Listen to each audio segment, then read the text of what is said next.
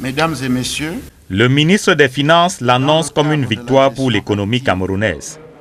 Dans le cadre de la gestion active de la dette de l'État et dans l'optique d'améliorer son profil afin de susciter l'attrait des investisseurs, le Cameroun vient de recourir avec succès à une émission obligataire internationale de 450 milliards de francs CFA pour notamment refinancer l'Eurobond 2015.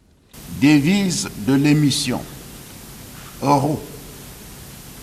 Montant sollicité, 450 milliards de francs CFA, soit 685 millions d'euros. Nombre d'investisseurs participants, 205. Montant obtenu, 1481,15 milliards de francs CFA, soit 2258 milliards d'euros, donc un taux de couverture de 321%. Si le taux d'intérêt de l'opération est de 5,95%, la période de maturité quant à elle est de 11 ans.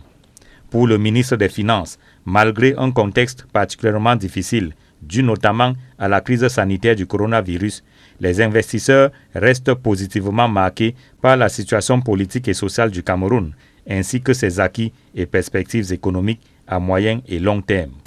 La principale information à retenir est que l'État a atteint un taux de rachat record qui se situe à environ 80% du montant de la souche de 2015. Ainsi, mesdames et messieurs, après l'émission inaugurale de 2015, dont le taux d'intérêt était de 9,5%, le Cameroun, en ce premier semestre de l'année 2021, fait un retour apprécié sur les marchés internationaux des capitaux, notamment celui des eurobonds.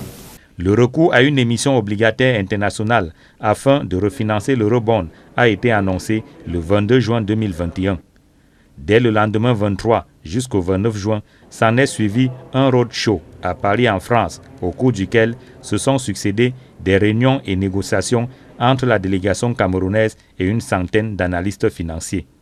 Les résultats, selon le ministre des Finances, sont largement au-dessus des attentes.